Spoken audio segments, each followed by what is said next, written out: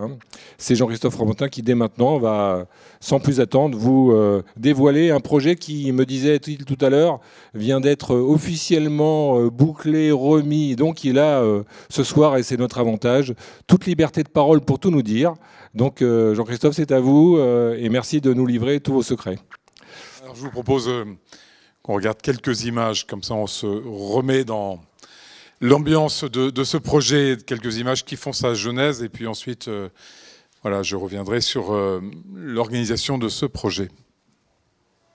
Et ça nous a permis à la fois de tester la ferveur populaire autour de cette ambition, de cette fierté que la France peut avoir à s'engager dans une expo universelle.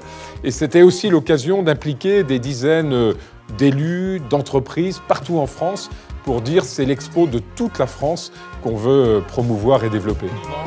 Jean-Christophe Fromentin présente la candidature aux députés en rappelant qu'il s'agit d'un projet pour toute la France. Dans la diversité de nos territoires, dans la diversité de nos cultures, dans la diversité de nos entreprises, avec la même idée que celle qui a présidé aux grandes expos du 19e, que tout un pays se mette en mouvement pour accueillir le monde. Le thème de la candidature, c'est la connaissance à partager, la planète à protéger.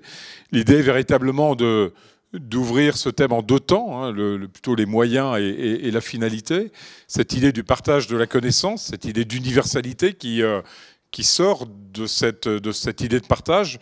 On le dit dans le film, chaque pays doit...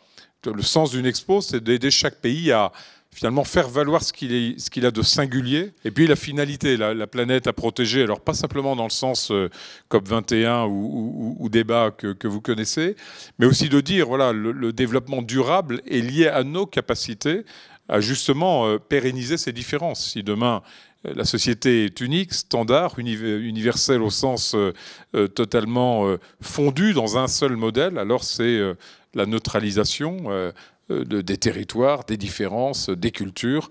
Et donc cette idée, cette articulation entre le partage de la connaissance et la pérennité de la planète, d'un modèle, est au cœur de notre approche. Et donc on est reparti sur ce modèle, on a rompu avec le modèle plus polycentrique des expos du XXe, où chaque pays n'est présent que dans son propre pavillon.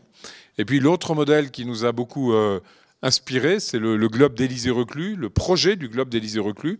C'est un projet du 19e, hein, pour l'expo de 1900.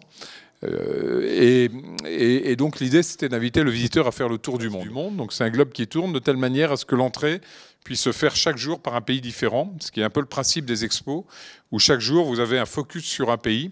Et donc l'idée, c'est que le globe soit justement ouvert chaque jour à un pays différent. L'enseignement, c'était de dire l'architecture sera de plus en plus polyvalente, modulaire. Elle pourra se reconvertir, se reparamétrer, se reconfigurer.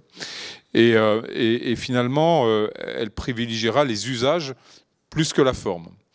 Et donc on a... Et ces grands événements, mais c'est valable pour le sport également, n'ont pas d'avenir s'ils continuent à consommer beaucoup d'argent public. Il y a une aversion de l'opinion qui est extrêmement forte pour différentes raisons, différentes selon les pays. Le 15 novembre exactement, le vote pour la candidature pour le pays hôte de 2025, qui se passera soit à Paris, soit à Monaco, puisque comme la France est candidate, le BIE, qui a son siège à Paris, envisage de se délocaliser à Monaco pour le vote.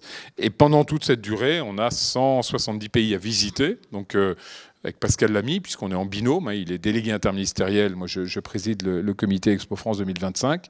On se répartit le roadshow à travers le monde pour convaincre les chefs d'État, les chefs de gouvernement et ceux qui vont voter, de voter pour la France.